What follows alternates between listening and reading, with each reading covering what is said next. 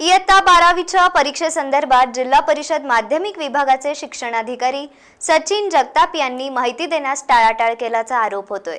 यामध्ये जिल्हा परिषदेचे सीईओ कुलदीप जंगम यांनी हस्तक्षेप करून कारभार पारदर्शी व्हावा अशी मागणी सध्या जोर धरतीये। मंगळवारपासून 12वीच्या परीक्षेला सुरुवात झाली असून जिल्ह्यातील एकूण 121 केंद्रांवर 55,879 विद्यार्थ्यांनी इंग्रजीचा पेपर दिला आहे। परंतु परीक्षा केंद्रावरील कॉपी प्रश्नी मात्र शिक्षण विभागाने मौन बाळगल्याचे पाहावयास मिळाले। दरम्यान संवेदनशील परीक्षा केंद्रे व कॉपीसारखा प्रकार घडू नये म्हणून माध्यमिक शिक्षण विभागाने जिल्हा परिषदेतील वॉर रूममध्ये प्रत्येक परीक्षा केंद्रावरील हालचालींवर लक्ष ठेवले होते। यासाठी विभागाकडून स्वतंत्र अशी व्यवस्था करण्यात आल्याने इंग्रजी विषयाचा पेपर निर्विघ्नपणे पार पडला।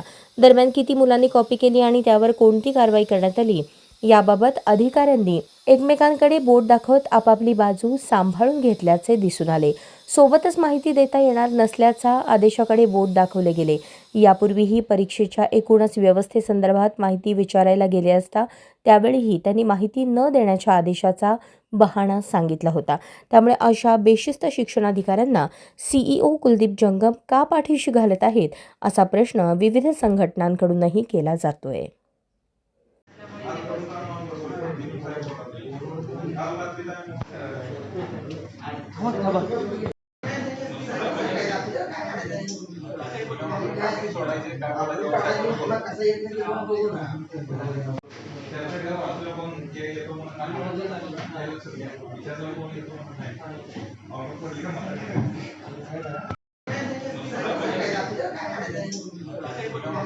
सोडायचे